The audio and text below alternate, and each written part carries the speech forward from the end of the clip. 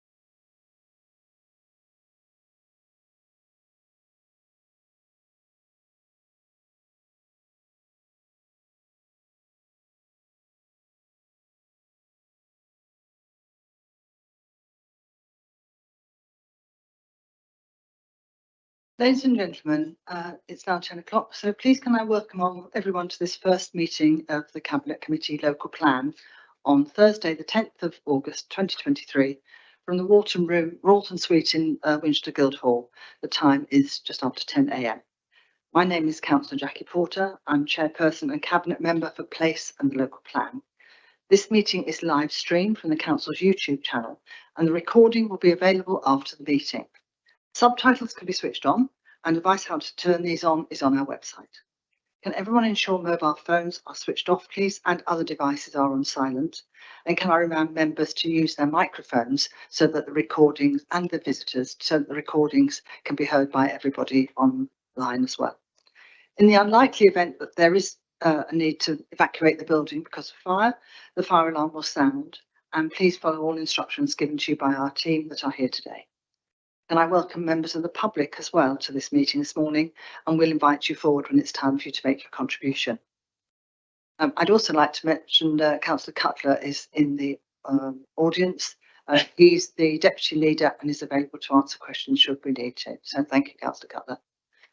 So this is the first meeting of this Cabinet Committee, and I'd just like to remind you that the terms of reference are set out clearly in the agenda and online. And I'd like to welcome my fellow councillors from across the council. Thank you very much for coming. And two fellow voting members of Cabinet, Councillors Thompson and Westwood. And we have apologies, which I'll describe later in a moment. But also here with us today are our officers. And I'd just like you to introduce yourselves and your roles, if you could. Thank you. Good morning, everyone. My name's Dawn Adey. I'm strategic. Hello, I'm Sharon Evans, Strategic Director and the Council's Monitoring Officer. Good morning, I'm Julie Pinnock. I'm the Service Lead for Built Environment. Morning, I'm Matthew Evans. I'm the Interim Corporate Head for Planning and Regulatory Services. Hello, I'm Toby Ayling. I'm Principal Planning Officer in the Strategic Policy Team. Morning, everybody. Adrian Fox, the Strategic Planning Manager. Thank you very much. So now we'll turn to the agenda. Are there any apologies? Yes, thank you, Chairman. Apologies for absence received from Councillors Todd and Lerny, with Councillors Westwood and Thompson deputising. Thank you. Thank you. So today, are there any declarations of interest, please? I have to make one. I have a personal non-prejudicial interest as a county councillor. Does anybody else have any prejudicial or personal issues? Councillor Lamy. I'm Ward Councillor for Battery and Badger Farm and also Chairman of the Local Residents Association and Community Sector. Thank you. So today the main item is the local development scheme, and the following people have requested to speak to this item. Patrick Davis, Councillor Carkeet on behalf of Curdridge and Curdbridge Parish Council, Mr Morse and Mr Fickling. And we have some observers too, so welcome to them.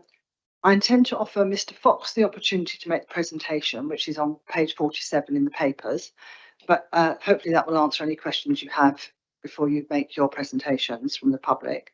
But we'll then proceed with the public and councillor representations. But Mr Davis has asked to speak early as he has another meeting, so in this case I will indicate a suitable time for Mr Davis to speak. Questions from the committee will then be heard following Mr Fox's presentation, followed by debate. So it's very clear that the purpose of today's meeting is to consider the report to seek approval for a revised local development scheme, after having considered the factors that have resulted in the need to revise the LDS set out in 2021. And for clarity for observers and for participants, the revised local development scheme starts on page 27 of the pack and includes appendices A and B. And so just before we start, I've got a couple of announcements. Mrs Adey, you wanted to make a comment.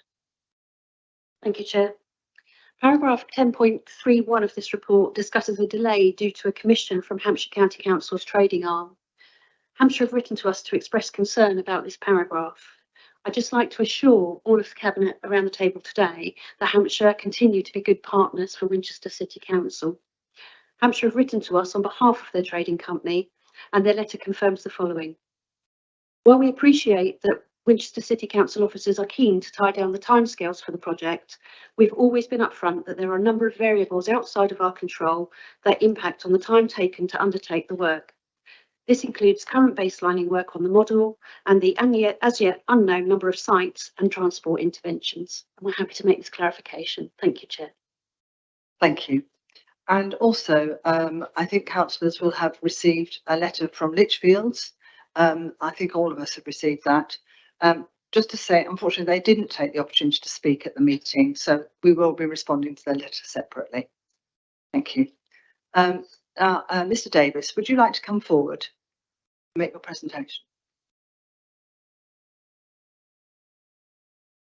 No, because they didn't choose to make it public. Did I clarify there, Chair? It wasn't received in time for us to publish with the papers, so it's not valid. You hear that? Of course, it wasn't received by the time we published the papers for the meeting, and clearly we've got to publish any papers for this meeting at the statute time. I'm looking to the monitoring officer for clarification. Yes, that's absolutely right. We didn't get the representation or the correspondence until after our deadline had closed, so we've been unable to publish that at this moment in time. And as the chair has said, it will be dealt with separately from this meeting. I've been advised that it's not because they don't have the right to speak and they published it post, well, they sent it post the deadline, then it's not part of the papers here today. Councillor Davis, would you like to come and make your presentation, representation?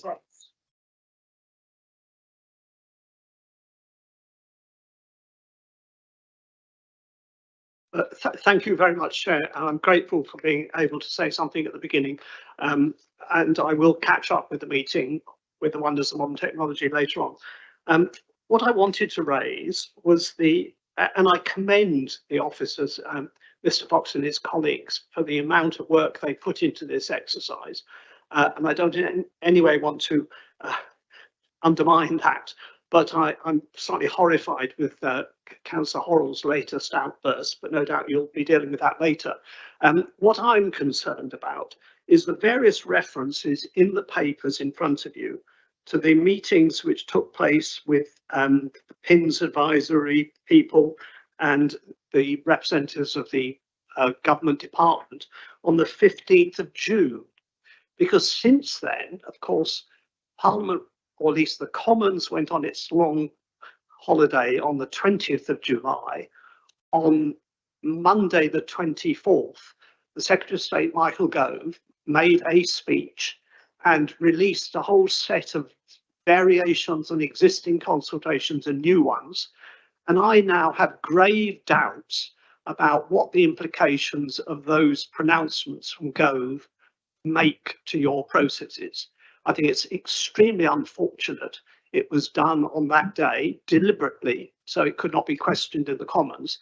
What he hadn't quite worked out, that the Lords were still sitting, and there was an urgent question in the Lords on that day, and further contribution the following day by your party's spokesman on local government in the Lords.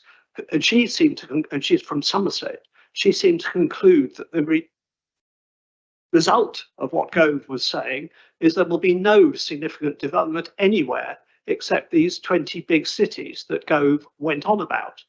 The only other thing he said, which is remotely local but interesting, is he commended the Wellbourne proposed development in Fareham, as he did in a couple of newspaper articles, as if it already happened, which is astonishing to me. It seemed so out of touch. But really the point I'm making is that I don't see how you can proceed on the basis of what happened on the 15th of June without checking that the latest pronouncements from Gove haven't in fact wrecked what you were told at that time.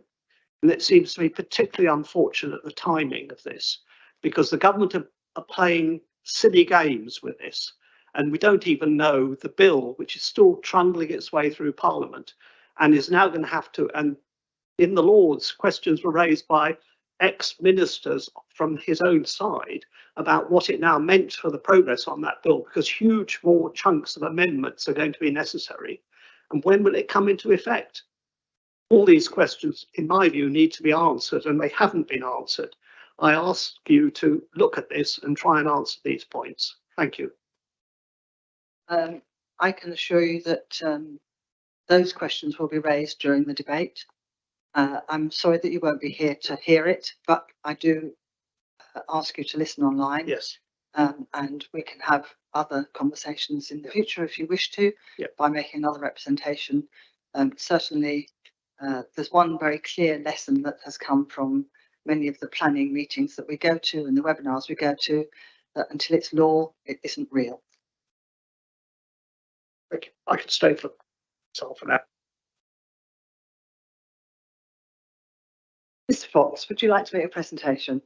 Thank you, and thank you for coming. Thank you, Chair. Right.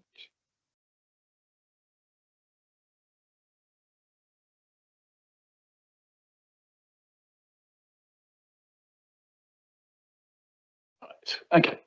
Good morning, everybody. Thank you, Chair. So I'm going to talk you through a presentation that's been prepared, and obviously it's available as part of the agenda pack. It is going to be a fairly long presentation, so please bear with me. But it's long because obviously it's complicated.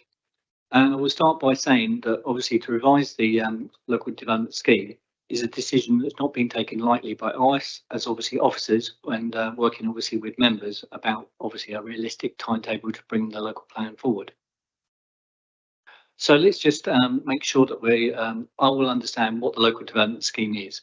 It's obviously a really important document because it sets out the timetable for the production of the local plan. And it's obviously a useful tool because obviously it takes forward obviously the council priorities in the form of the local plan. It's good practice to obviously review the local plan timetable at certain key stages, is what we've done. And if circumstances or the national or local level are set out of our control will happen. Key thing is it must be publicly available on the council's website. So the last LDS that we approved at Cabinet was approved in July 2021. And obviously we've completed a major milestone by obviously producing and consulting on the Reg 18 local plan, which I'll come on to a bit further.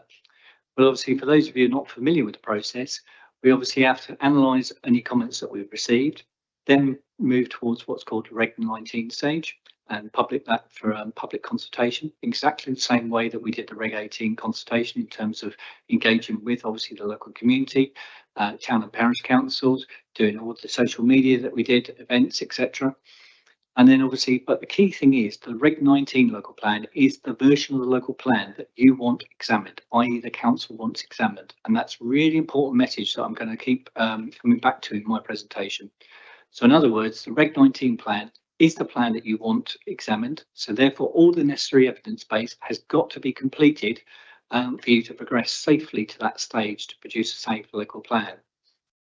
We then obviously analyse any reps, and at the Reg 19 stage, we are looking for what I could call kind of complete showstoppers, i.e. has anything come up in the Reg 19 plan that would undermine or derail obviously the strategy that we want examined. We then obviously proceed to a local plan examination. An independent inspector will be appointed to conduct that examination. And as part of that examination process, there may or may not be the need to obviously identify proposed main modifications. Now, they can't go to the heart of the local plan, but they can certainly address changes to the policy and maybe changes to the site allocations if the inspector feels that obviously we aren't able to demonstrate that some sites are deliverable. And then obviously we progress to the inspector's report and to adopt the local plan. Now, along that kind of journey, that timeline, there are key stages and key checks and challenges that obviously we have to ensure that we meet professionally. So just to reiterate, obviously the Reg 19 plan is the version of the plan that we obviously want examined, and the evidence base needs to be robust. If we don't have an up-to-date LDS, it can be an issue raised in examination. I'm certainly aware of that situation from my days in Kent when BASIC was raised on first day one, is your plan in accordance with the LDS? And a neighbouring authority couldn't demonstrate that. The current local plan covers the period 2019 to 2039, and obviously it adopts as per that timetable, adopts the plan in August 2024.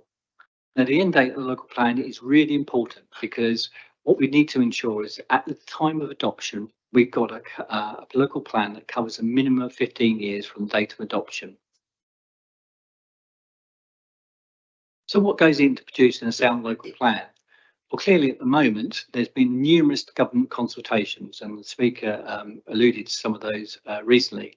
Now, obviously, our team has responded to a number of those ones, particularly the first four, in terms of obviously what's going to happen. The latest information we have is that there will be some changes to the NPPF in the autumn, according to the government, whether or not that's September, October, November, not too sure. And there will be further changes next year with the NPPF. So clearly we're trying to produce this local plan when obviously the world around us is changing. But what we're trying to do is make sure that we're future-proofing the plan and we're aware of what's happening on the horizon. So, for example, for the free consultations that are listed in that presentation, we've attended various webinars, and we're going to an event in London to find out some more about obviously the proposed planning reforms. Now, they are only proposals and they're subject to consultation, so we don't yet know whether or not they will actually happen.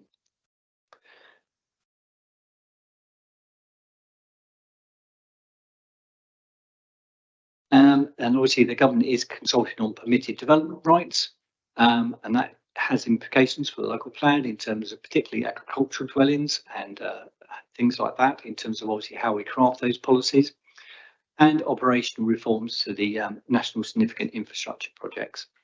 Now, obviously, these all take time for us to respond to, and obviously I'll come on to that in terms of obviously where we need to focus our efforts moving forward. But obviously, clearly, we need to keep abreast of what's actually happening on the horizon. So we did obviously achieve a major milestone. We did achieve obviously the local plan regulation 18 consultation, November, December 2022. And the good news was obviously our methods of engaging with people and engaging with obviously the members of the public, local parish councils, town councils and people was commended obviously part of the strategic issues and options priorities. And the RTBI said that obviously it went above and beyond what was expected. And we've rolled that forward to the Reg 18 local plan, and we're certainly obviously learning each time we do consultations about how can we engage, how can we listen to people better. And that paid great dividends because obviously we had high levels of feedback that we received, and we received over 3,500 comments back on the Reg 18 local plan. But obviously there are actually significantly more comments than that, because people have made numerous comments under one single representation, and that is taking time to work through, because clearly we need to understand, is it a good point that somebody's made? Do we need to talk to our colleagues and other members of the teams in the council? And more importantly, is it a change that we think could be supported and make the plan better? And that all takes time. We also had a number of in-depth technical responses, particularly to our climate emergency policies, that need very detailed consideration.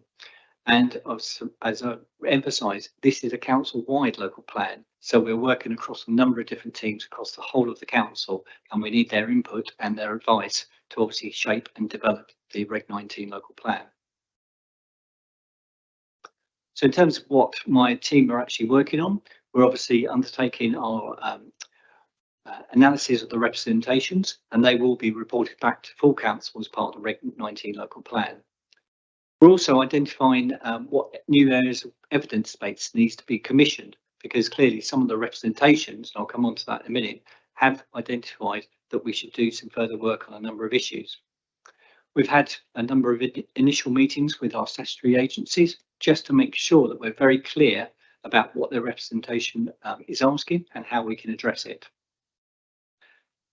And we've also identified a number of issues, and we will be starting very shortly after the summer break on Statement of Common Grounds. I think there's around about 12 to 15 Statement of Common Grounds that we need to agree with statutory agencies and neighbouring authorities, and that's in addition to the work that we're doing with PUSH. And obviously we're working on a number of technical work streams which are outlined in this slide. So we did manage to go to Cabinet on the 18th of July with an updated Sheila. So that basically is new sites that were put forward. We're also working on what's called site deliverability statements. Those statements are really important and will be a critical part of the local plan examination process. They cover basically what we're doing is we're contacting anybody who's put a site forward in the Reg 18 local plan, or an allocated site, and we're asking them very challenging and testing questions about how deliverable their site is, because deliverability will be a key test at the local plan examination. So in other words, are there restricted covenants? Is there anything on the site that will preclude development coming forward? And what is their thoughts on timing? And most importantly, how is the site promoter developer going to tackle nutrients? And they are key pieces of work that obviously will be available when we go to the local plan examination. We're finalising the strategic flood risk assessment. We've worked with our partners in Push to do that. Acorn are doing the work, and that's nearing completion. And basically, we need to make sure we take into account the findings of that report. The Environment Agency have raised some comments, which we're talking to them about the site sequential test of site allocation. So we're working closely with the Environment Agency about how we can address those issues. We're preparing an infrastructure delivery plan. Infrastructure often comes up in discussions with the local community. That it's really important to obviously view what infrastructure is actually needed to support obviously the delivery of the local plan, and that information will be available at the Reg 19 stage. We're looking at the need for student accommodation. The university has made some representations about our evidence base, so we are obviously working with the universities to make sure we've got up-to-date information on student accommodation. We're updating the statement of community involvement. I'll come on to that in a separate slide. And that's really important, obviously, because that's the document about how we're going to consult with people, and more importantly, how we're going to listen to their feedback and involve us in terms of preparing the local plan, but also obviously development management applications. Nutrient neutrality report. I'll come on to a separate slide on nutrients, but obviously it's essential as part of the local plan that obviously we have a solution to nutrients, and obviously we set out clearly what we're doing in relation to that, and that will be a key thing in respect we're looking at. We need to test and review the development strategy, because this is an iterative process in terms of obviously preparing a local plan, in terms of looking at the evidence space, looking at the representations and telling you what to mean. We're doing some work with Itrobo on an embodied carbon report. A number of the representations have raised the issue of embodied carbon. That is a very challenging area, because there is actually no consistent government guidance in terms of how you actually deal with that. For those people who are familiar with that term, you're looking at obviously not only embodied carbon, but obviously operational carbon. And the way I describe it is from cradle to grave. And we're trying to work out how we can address that in the plan. Can we have a policy on embodied carbon in the local plan, and how far can that policy go? We'll be producing a series of topic papers on key issues. Now, the topic papers are really important, and I'll come on to those in a minute, because obviously they can really help you out in examination, because you clearly document the process that you've been to get obviously to a solution or an answer, and that can help us out at the local plan examination. As I mentioned, we will be preparing the statement of common grounds and enter into discussions with our neighbours and statutory agencies about the content of those. And alongside obviously the local plan, we need to update the local plan viability assessment, and that needs to be published at the Reg 19 stage. So in other words, any policy that has a financial impact on the plan needs to be assessed. So that's anything from affordable housing to obviously higher energy performance standards. And we need to rerun everything again through the integrated impact assessment, i.e. the sustainability appraisal and the habitat regulations assessment. And only by doing this in a very logical and sequential way can we produce obviously a sound local plan. So what factors have resulted in the need to change the timetable? Well, the key issue is nutrients. Now, just so that everybody is very clear about what that involves, it's a very big issue that obviously affects obviously nature. So basically, in terms of obviously, if you increase nitrogen and phosphates, it can speed up growth of certain plants and impact on wildlife. There is a link in this presentation by Plan Oaks, Zach, who's a very well-known barrister, so I'd encourage you to click on that link. Now, previously there were 32 authorities that were in unfavourable conditions. However, in March last year, it was sprung on us without any notice that obviously our area was covered by not only nitrates, but obviously phosphorus. Now, we as a competent authority need to be satisfied under the habitat regulations that we obviously, how we address that. Now, in terms of obviously how does nutrients obviously affect, So it comes from agricultural activity, waste from fertiliser, animal slurry. It also comes from obviously the use and occupancy of homes, and it comes from surface water runoff. And it's a really important issue that obviously we need to address. And we're not alone in this. There's 26 authorities that are covered by nitrates and phosphorus problem. And obviously the situation in Winchester is complicated because we actually have 3 river catchment areas. So they're identified on the plan. So obviously we need to think about how they affect. Now obviously rivers do not stop at geographical boundaries, obviously administration boundaries. They flow through obviously different areas. And that's why it's really important, obviously, we work with our partners in PUSH to obviously find solutions. As I mentioned, we are asking the site promoters in the Reg 18 local plan to obviously complete site deliverability statements about how they intend to address nutrients. Partnership for South Hampshire are obviously the lead agency working on behalf of us, and they are, I think, one of the experts in this area. We're very fortunate to have obviously a very excellent team at PUSH working on our behalf. We did submit a number of funding bids to improve obviously our Winchester wastewater treatment facilities. A number of the wastewater treatment facilities are in the ownership of Winchester City Council, and they were agreed by PUSH and they were submitted to government. But government funding has not yet been released for those. We understand they're still assessing those bids.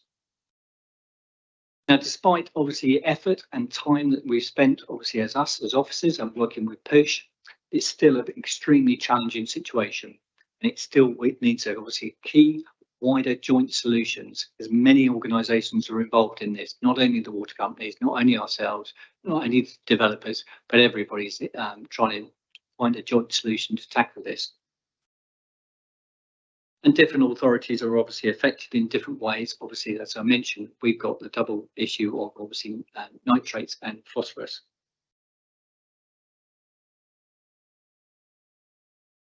One key area of work that we are updating is that we want to make sure that we support obviously the high street and the local economy. Obviously, COVID had a devastating effect in terms of obviously the high street, in terms of a number of large multiples, obviously, unfortunately, went under, such as Debenhams and people like that.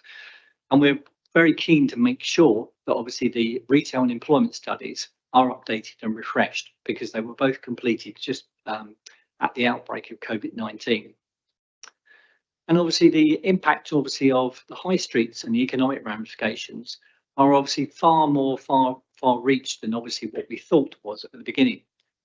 Clearly, obviously, since that time, a number of high street stores have gone into administration. The use and growth of the internet has obviously expanded a lot quicker than obviously anybody first imagined. So what we did was we sought the advice and support of the Planning Advisory Service, and they provided us with an inspector that helped us draft the technical brief for that study in the autumn 2022. We then went out to tender and appointed a company to undertake that work. But obviously, clearly, because obviously this area of work is in high demand, the consultants are obviously in high demand. And we're hoping to have a stakeholder workshop in October to discuss the initial findings of this work. And I've got Toby Ayling sitting next to me, who's been leading on that particular work stream. A very important part of preparing a sound local plan is to look at transport implications. The Hampshire County Council have got what's called a trading arm set up to obviously deal with this. We went to Hampshire County Council because they'd successfully gone through the local plan examination with our colleagues at Fareham. But obviously, clearly, the model needs to be recalibrated to take account of obviously new trends and travel trends since the pandemic. And clearly, obviously, the transport model that we have in operation, which is operated by Sistra, not many people were using it during obviously COVID, so it needs to be updated with obviously new traffic flows.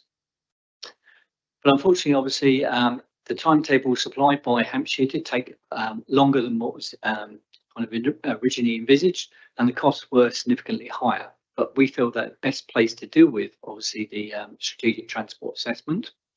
So in terms of what that's actually going to do, we first of all have to do what's called a baseline transport model run. So in other words, what's happening to the traffic network at the moment, i.e. with no site allocations and the baseline position. So once you've got that calibrated, you can then do what's called a do minimum transport run. So in other words, you put in the site allocations that you want to allocate with no mitigation.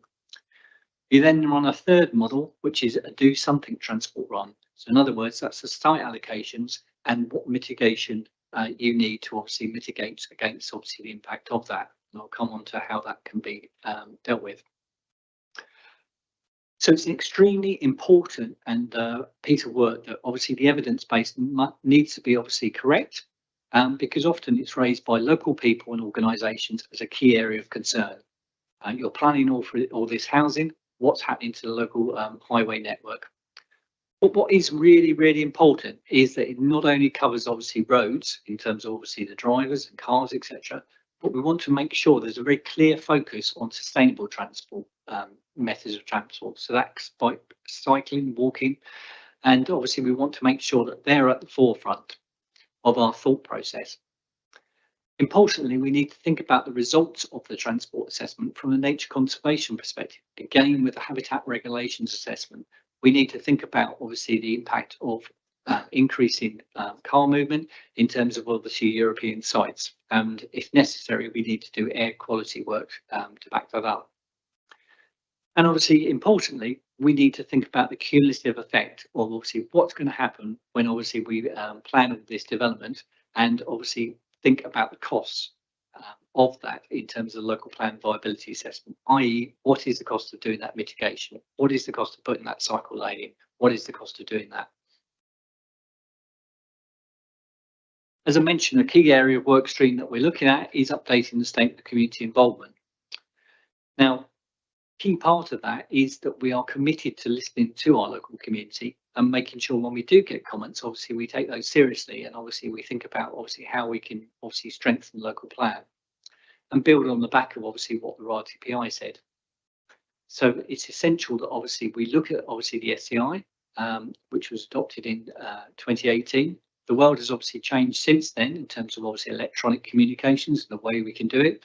We obviously in the SIP consultation ran a number of interactive events, and those events wouldn't have happened say in 2018. And that's becoming more and more the norm about how can we reach the widest possible people, how can we reach that and target that younger audience, the people that obviously we want to obviously really target, because they often come in a hard to reach group. And obviously the SCI, it's really important that obviously we update it to make sure we've got the widest possible audience for obviously the Reg 19 consultation. So what we're intending to do is come to a decision day on the 9th of October with a revised SCI that will go out for 6 weeks public consultation, and that will come back to Cabinet probably in January 2024 rather than December 2023, with obviously to approve and adopt the new SCI, which obviously is important because it covers the local plan. It also covers development management as well. So what external meetings have happened to validate our approach?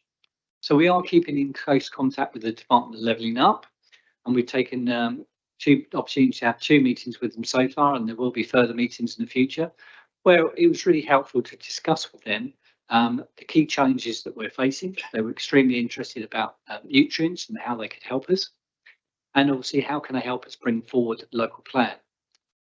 And they also have the Planning Advisory Service where they can offer support to us, and they were the ones that actually suggested that if we wanted a planning inspector advisory meeting, we could take them up on that offer. So moving to the local plan inspector advisory meeting, I must stress that this is not compulsory for local authorities to take, but the good news is that it's a free service that they offer. And what it is an inspector who's got a considerable experience in terms of obviously dealing with local plan examinations is available to discuss a number of matters that officers want to raise with them. So I'm going to go through those.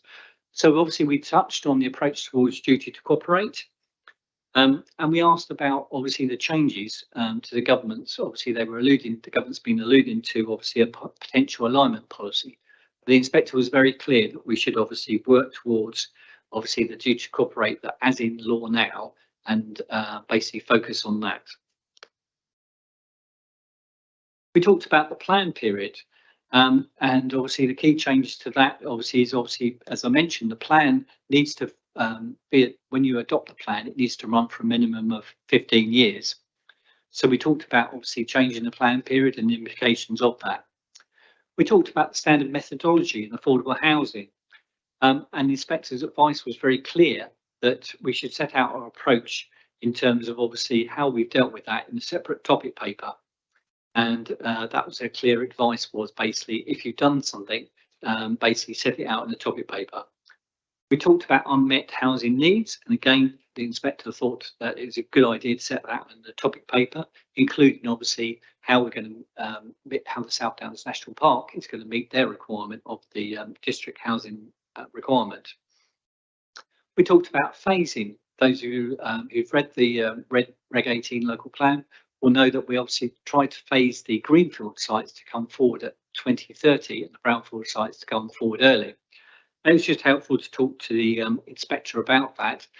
And obviously part of the reason is to try and smooth out the trajectory and the delivery of sites. So in other words, we don't have all the sites coming forward at the beginning part of the local plan. But again, the inspector's advice was we need to be very clear and obviously in terms of our approach and set that out in the topic paper. We talked about housing land supply, which obviously is a key issue for us in terms of obviously revising the LDS and obviously what the government guidance is about housing land supply and how you need to develop that. And obviously a key part of that is obviously what goes into the housing land supply in terms of commitments, allocations and windfalls and how you present that. We talked about the plan strategy and site selection. If you recall, we had housing targets that we asked various parish and town councils to meet in terms of obviously the Sheila sites. And obviously different parish and town councils approached it in different ways. And again, the inspector said it'd be very good to set that out in the topic paper about how this went about. And that kind of leads us on to obviously the approach for site selection. We talked about the habitat regulations assessment, and obviously that's linked to obviously nutrients, which obviously was a separate subject we discussed. But obviously that is a really important test in terms of obviously how we dealt with the habitat regulations assessment. We talked about gypsies and travellers in terms of obviously the latest gypsy and traveller accommodation needs assessment and our site deliverability work that we've done to see if we can intensify any work. And the clear advice from the inspector was we should raise that issue with our neighbouring authorities, which we will do. We talked about neighbourhood plans in terms of obviously their allocations, particularly around whether or not we should phase the neighbourhood plan sites, i.e. we've got Denmead and we've got New Alsford.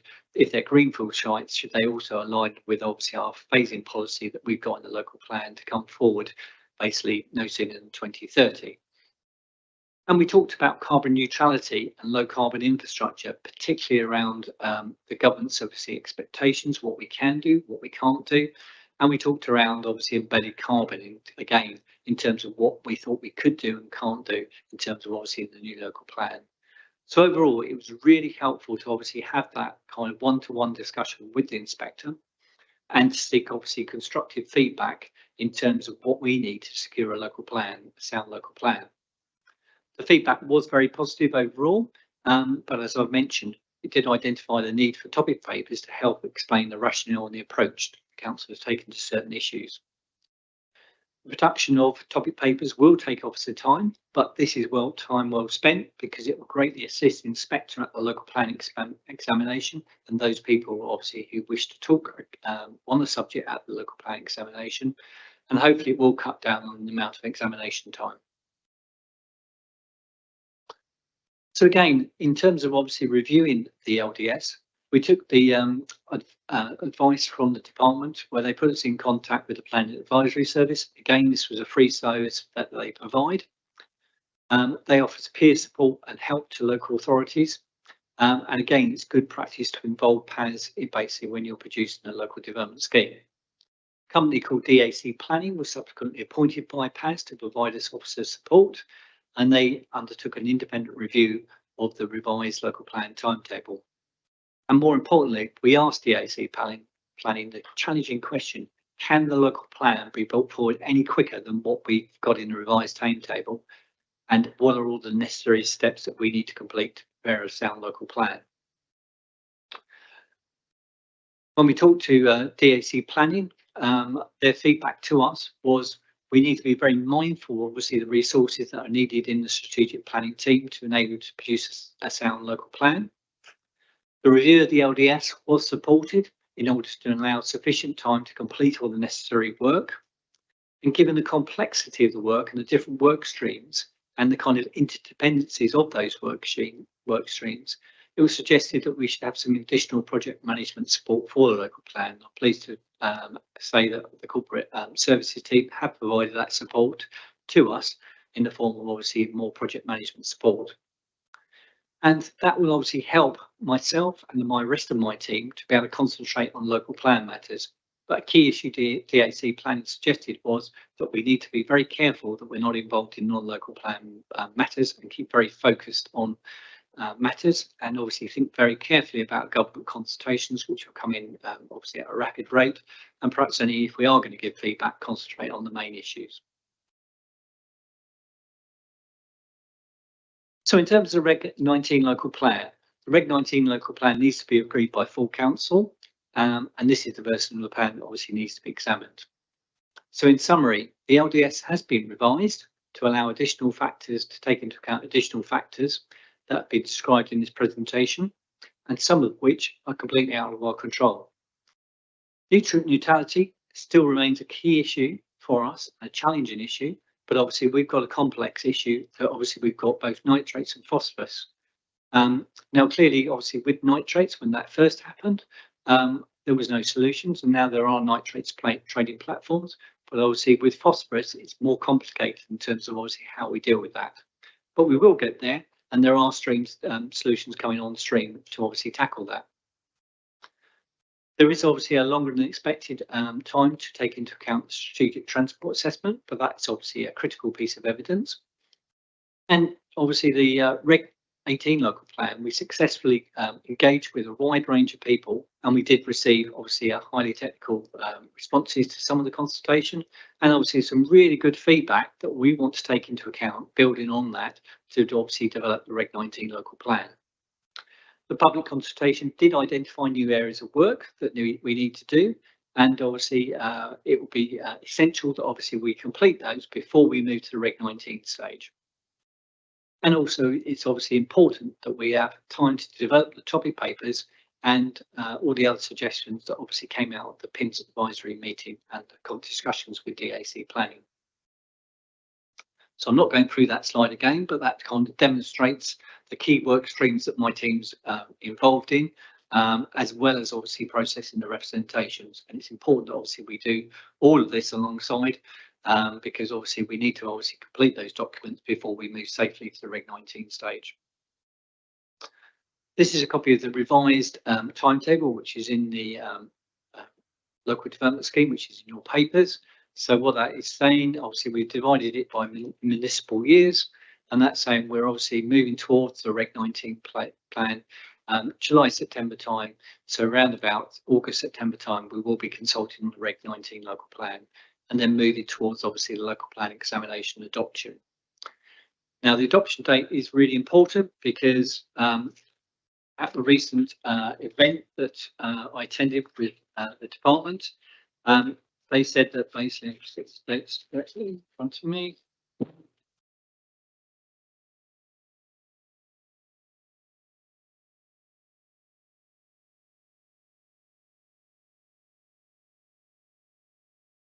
Back to those dates, but the key thing is that we are working with the current system at the moment, and I'll come back to pick up on those dates, timings in a minute. But obviously we need to get obviously the plan adopted by the end of 2025. So we are extending obviously the timetable, which will mean that obviously we have to change the plan period from 2019 to 2020, and it will cover the period 2020 to 2040. We are moving the date of the Reg 19 local plan to August, September, and hold the local plan examination at the end of 2024, with a plan to adopt the plan at the end of 2025. Now, taking obviously a revised LDS has not been taken lightly. We've taken into account all the factors, but obviously we need to make sure that obviously all the evidence base is up to date.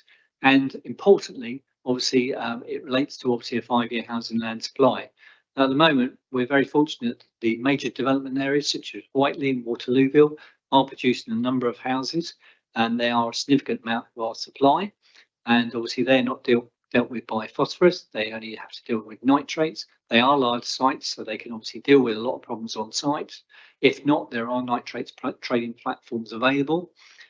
So obviously it is a risk, but obviously we need to make sure that obviously we produce a sound local plan and complete all the evidence base that is necessary to move us towards examination.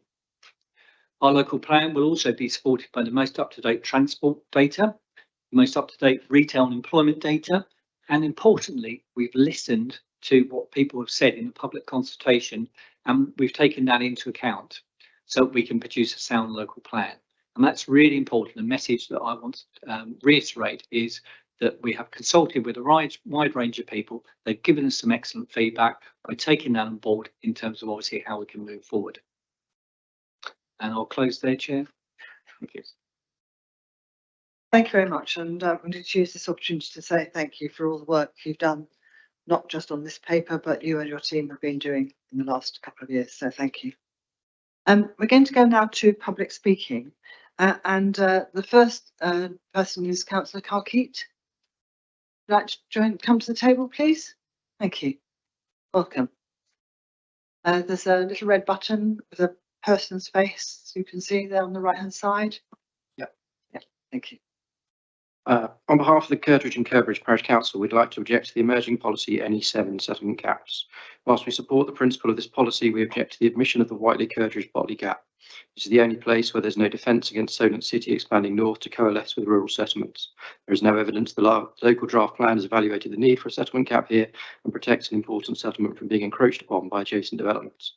On page 118 of the draft plan, under the heading, "What are we trying to achieve?" the Council says settlement gaps are an important tool in identifying and protecting areas which could potentially be at risk of coalescence and helping settlements maintain their separate identities. Therefore, the absence of the formal settlement gap between Kirtridge, Botley and Whiteley is inconsistent with the aspirations of the draft plan. Under the evidence-based policy NE7 of the emerging plan retains the settlement gaps from the 2017 local plan. There is no report to confirm the necessity of the retained gaps and no updated analysis of whether any additional settlement gaps might be justified given the additional development permitted since 2017. Kirtridge is a substantial local settlement and scores 21 points in the City Council's settlement hierarchy review of 2021, the same as Hursley and a little behind Littleton. We're very concerned at the risk of creeping coalescence between Kirtridge, Whiteley and Botley and do not believe this risk is adequately protected by relying on other policies in the plan. This risk can be mitigated by the inclusion of the settlement gap between Kirtridge, Whiteley, Botley in policy NE7. And we believe such a gap would meet the PFSH criteria which has been adopted by the City Council. Therefore, request the Council amend the wording of the policy NE7 in the emerging local plan to include the identification of an additional settlement gap between Kirtridge, Whiteley and Botley, and this settlement gap is identified on the appropriate maps. We also request that paragraph 310 of the introducing policy SP3 is amended to make unequivocally clear that large dispersed settlements such as Kirtridge are also protected in full by SP3, and it includes reference to preventing coalescence. So in summary, we maintain that using the PFSH City Council criteria, there is sufficient justification for the designation of a formal settlement gap covering at least some of the land between Kirtridge, Botley and Whiteley. There is a real and clear risk of coalescence taking place through speculative development permitted as extensions of the settlements of the Whiteley and Botley area. This risk arises from the scale of allocated and planned development in the area and the appetite of landowners to promote development opportunities, which has been demonstrated in the recent Sheila exercise. Coalescence between these settlements would have an urbanising effect on the undeveloped and open land in a sensitive landscaped area, and the City Council has stated clearly it wishes to avoid such an outcome. Policy SP3 on its own is not necessarily sufficiently robust, and the Council itself recognises this concern in that it considers NE7 necessary. Incorporating a settlement gap policy would not prevent development taking place. It is a protection, not a prohibition, and does not contradict national planning policy.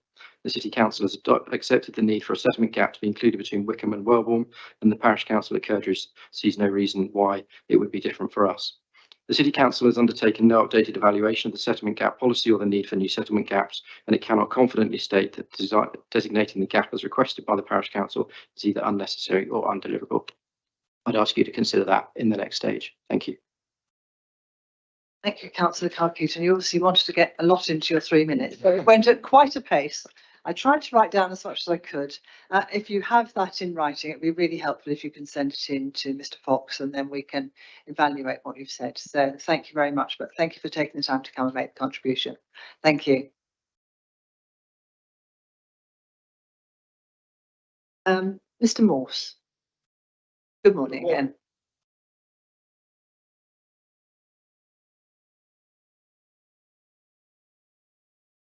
Some of us find it disturbing that an alleged climate emergency pervades and seems to underpin our local plan.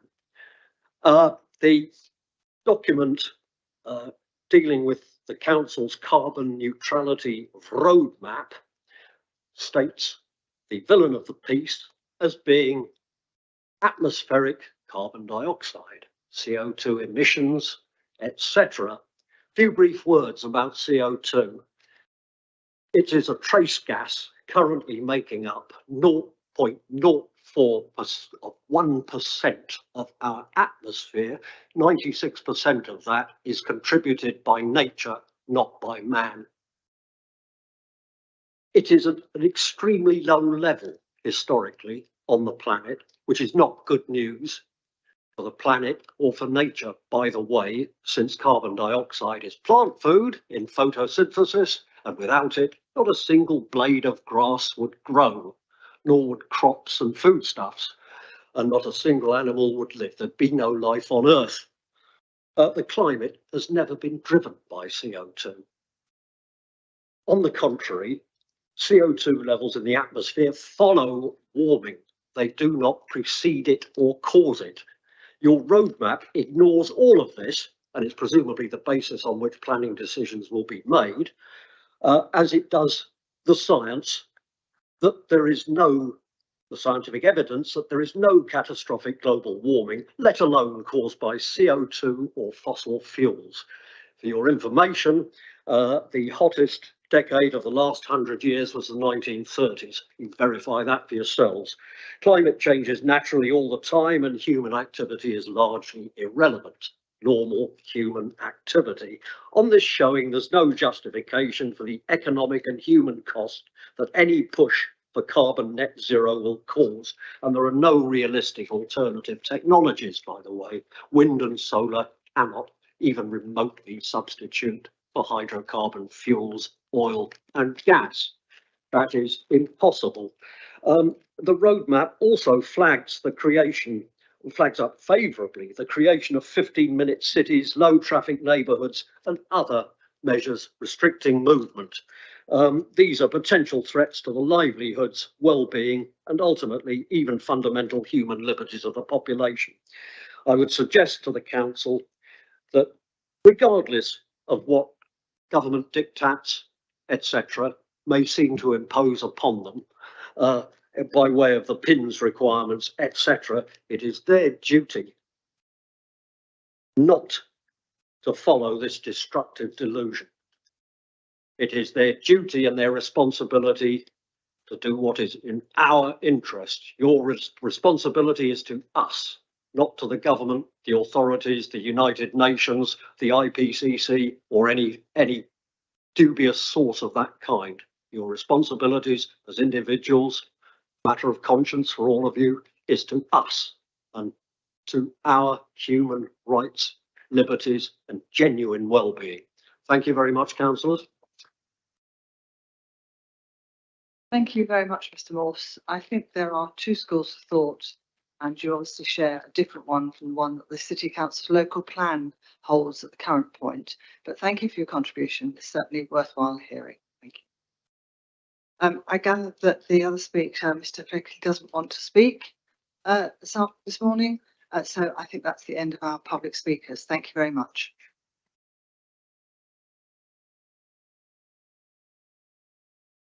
Questions to Mr. Fox for any clarification and to the rest of the planning team for any clarifications following the presentation.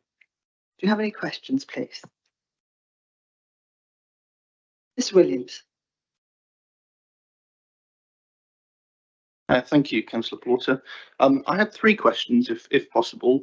The first one is in regards to community engagement. So I was wondering if you could go sort of further into the community engagement. I know previously the council won an award for its community engagement throughout the COVID period. What specific sort of level of community involvement will there be moving forwards to and beyond the Reg 19 stage?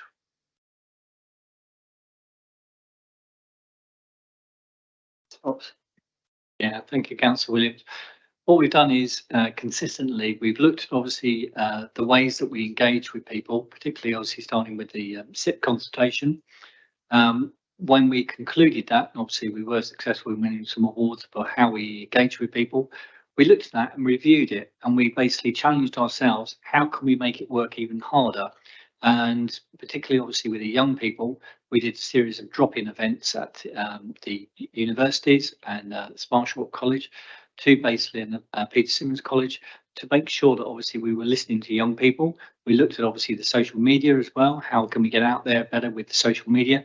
So every time we do a consultation, we learn from what we did previously, and we would lose lessons to obviously how we can improve. And we're always challenging ourselves as team members to work even harder each time we do a public consultation. But rest assured, the Reg 19 consultation will have the same element and the same strands of community engagement that has worked and is proved to work in both the SIP consultation and the Reg 18 local plan. And we'll be doing the same exercise that we did basically at the Reg 19 stage. What can we do to work harder? And the key message also is that obviously the statement of community involvement also includes development management applications as well, about how we as a city council obviously need to consult with people on our obviously schemes, but importantly obviously how developers need to engage with members of the community as part of the development management process. And I think it's a really important document that sometimes is overlooked, and it's really important to put that document out for consultation. At the moment, like I say, that's heading towards the decision day, beginning part of October, and we strongly encourage everybody to participate and give us our feedback on our SCI so that we can make sure that we reach the maximum number of people. Thank you. Thank you, Councillor Williams. Have you got another question? You said you had another question. Yes. So I'll take the second one and I'll go on and I'll come back. Yeah, of course. There's been, I know Mr. Davis mentioned earlier about sort of the government uncertainty in regards to sort of national planning policy. How has this affected the local plan process so far, and sort of how big is the risk to further delays to our local plans? Should there be further government policy uncertainty?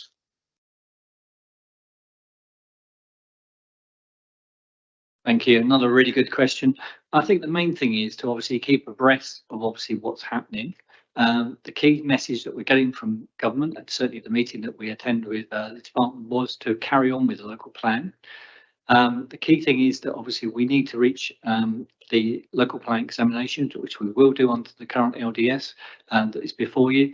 The key message is that we need to get basically a local plan under the current system to examination by the 30th of June 2025, which obviously we will exceed that date. And the last date under the current system basically was the 30th, 30th of June. Yeah, the last date for local plans to be examined under the old system and adopted is the 31st of the 12th, 2026. So the government is very clear that local authorities, such as ourselves, should carry on with preparing our local plan under the current legislation. But obviously we are very mindful of obviously the changes that are out there. But obviously at the moment, loads of those are consultation documents. So it's very difficult to obviously nail it down specifically. But the main thing is to keep abreast of what's actually happening and make sure where possible we can future-proof the Reg 19 plan. Now, clearly, obviously, if something changes at the local plan examination, there is the opportunity. So, for example, the government's talked about national development management policies. We haven't got a time frame for when they're going to consult on those, what the extent of the scope of those is. But obviously, clearly, if they did come in during our examination and they were obviously something that local authorities had to abide by, as part of the main modifications, we can address that, because it might mean that obviously some of those duplicate policies that we've got, and we could say, well, we're taking out those policies because there's national policies. But at the moment, it's just keeping abreast of what's happening. There is a lot of change out there. If I may add that for new members and members of the public, our local plan has to be compliant with national policies. So as those change, that means that our local plan and the implication on the local plan has also got to change. And one of the really interesting things that is sent out regularly by gov.uk is something from the Chief Planner, which comes out to all local authority people and to anybody else that wishes to sign up. And I've been signing up for that for quite some time. And only this week, I think it's indicative, it said planning guidance. This topic has now been archived. You will not get any more emails on this subject. So that's rather disappointing, because actually having that up-to-date knowledge is really important, because our team could end up going down the rabbit hole that they don't need to follow. They hopefully have a better relationship with DLUC and with the Planning Advisory Service than I do just going through gov.uk, but it does show the level of uncertainty that still exists. But I think it's been very clear that in all of our webinars that we've attended and the PINS inspector, that basically they say there is no change until it's a matter of law, and it has been changed. So we have to carry on at the rate at which we're doing at the moment.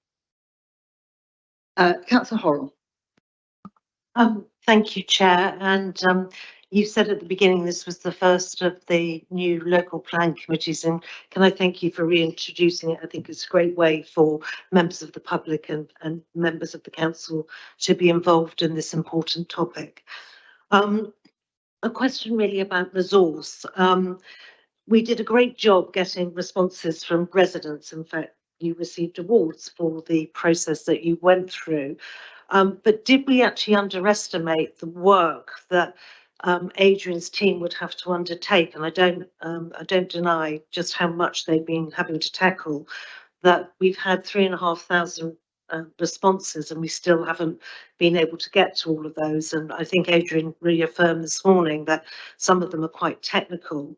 Do we as a council need to, and perhaps that's a question to officers, really make sure that we've given the right resources to this important piece of work, so that the officers have the right support and indeed any additional resources? That's my first question, Chair, and it relates to the point that's already been made, the second one, which is about on page 59, the sort of changing nature of the environment in which we're developing this plan.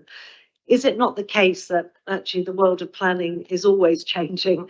There's always something coming our way, and that it is a fluid world that we work in, and therefore to continue is, I believe, absolutely correct, even though some things are uncertain.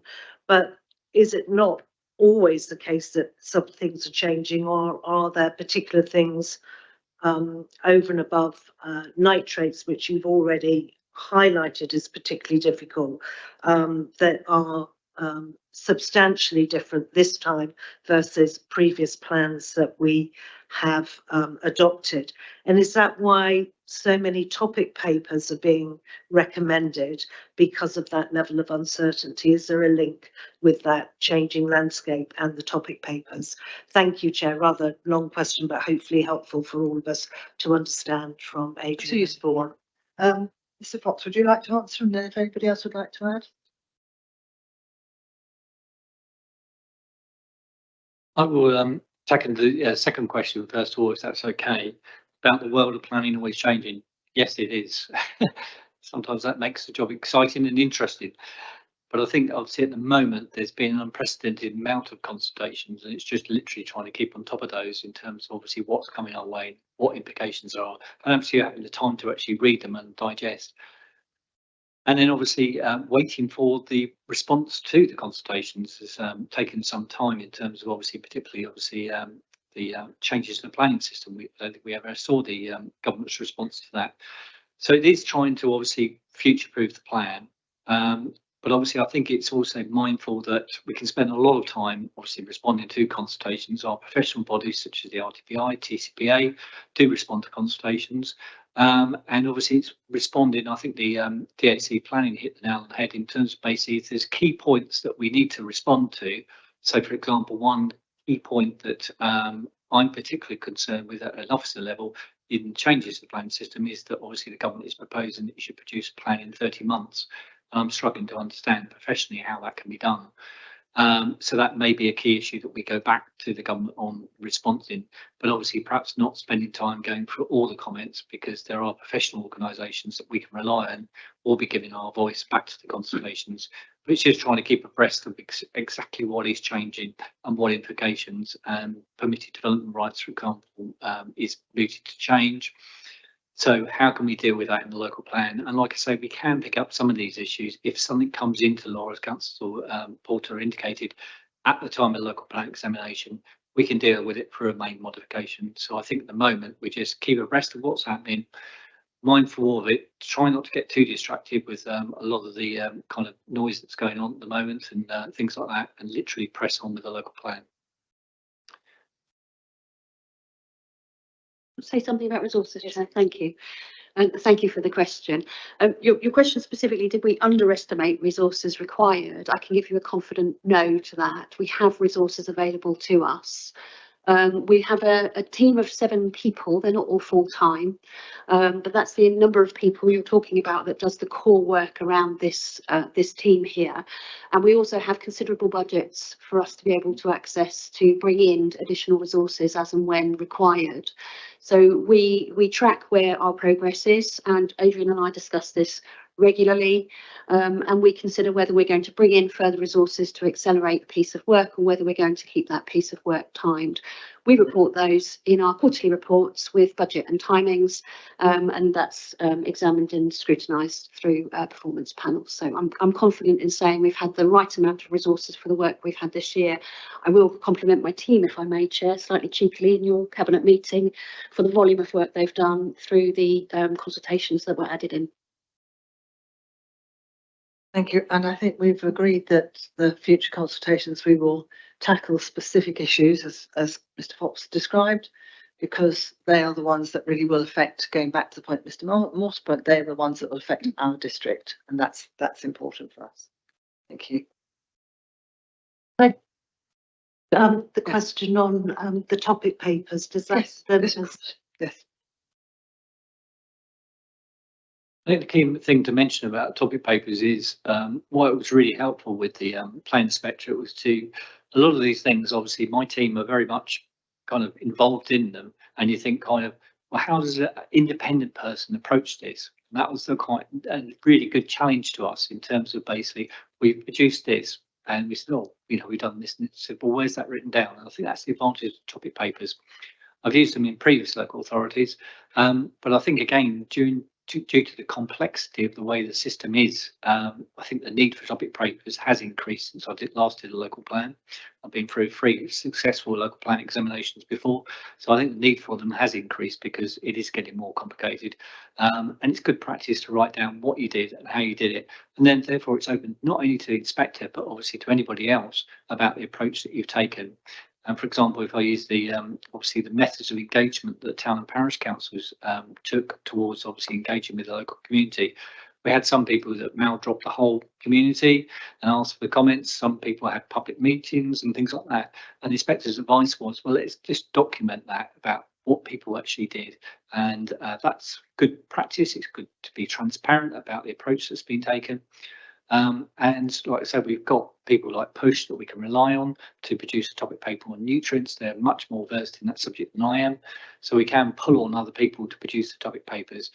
And just to reiterate, obviously, that we are pulling on, obviously, over and above the resources that Mercedes mentioned, and pulling on every team pretty much in the council in terms of obviously helping us out with the reps, saying to them, well, we've got a rep on this, asking the NERT team, we've got a rep on the landscape thing, what's your thoughts on this? So we are engaging the whole council in this debate about obviously how the reps have obviously raised issues and whether or not obviously we need to amend the plan. Thank you.